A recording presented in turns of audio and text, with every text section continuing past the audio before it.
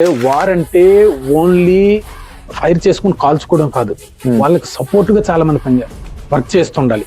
Injury అయింది వాళ్ళనమాట హాస్పిటల్కి తీసుకెళ్ళి, ఆ హాస్పిటల్కి తీసుకెళ్లే ప్రాసెస్ లో కూడా ఒక జవాన్ సోల్జర్ ఉండిపోయాడు అని అంటే ఎంత ఎంగేజ్. అటువంటి వర్క్స్ నీలాంటి వాళ్ళని అంటే సివిలియన్స్ ఎవరైతే తీసుకుంటారో అటువంటి వర్క్స్ అన్నమాట వాళ్ళకి, అంటే యుద్ధంలో వాళ్ళని కూడా ఇన్వాల్వ్ చేసి అన్నమాట ఒక హెల్ప్ తీసుకుని అనమాట ఇచ్చేస్తుంటారు.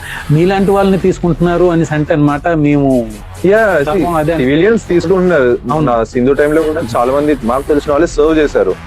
వీళ్ళు ట్రాన్స్పోర్ట్ సప్లై చేయడము లేకుంటే చాలా మంది సర్వ్ చేశారు. బట్ అన్ఫార్చునేట్లీ లైక్ నాకు ఆపర్చునిటీ దొరకలేదు, లైక్ నాకు ఛాన్స్ దొరకలేదు. బట్ అంత అయిపోయిన తర్వాత తెలిసింది అది. But I fell like serving but దొరకలేదు, ఛాన్స్ దొరకలేదు కాదు, అటువంటి సిచ్యువేషన్ రాకూడదు. ఫస్ట్ ఆఫ్ సిచ్యువేషన్ రావద్దు, లైక్ సిచ్యువేషన్ గురించి. బట్ మేము ఫస్ట్ టైం కాబట్టి సర్వింగ్ అని చెప్పి మేము అనుకున్నాము. అది లైక్ జాబ్ లేకుంటేనే నువ్వు ఆర్మీ వాళ్ళకి సర్వ్ చేస్తున్నావు, ఒక హెల్ప్ హ్యాండ్ లాగా సర్వ్ చేస్తున్నావు అంటే అది ఒక పాయింట్ అనుకున్నాము. బట్ ట్రూగా చెప్పాలంటే ఆ సిచ్యువేషన్ రావద్దు, బికాస్ దాని వల్ల అది మెనీ థింగ్స్ హ్యాపెనింగ్. ఓన్లీ ఇక్కడ మిలిటరీ నుంచి ఒక ఆయన వచ్చారండి, ఆయన రిటైర్ అయిపోయారు. ఆయన విజయనగరం, ఆయన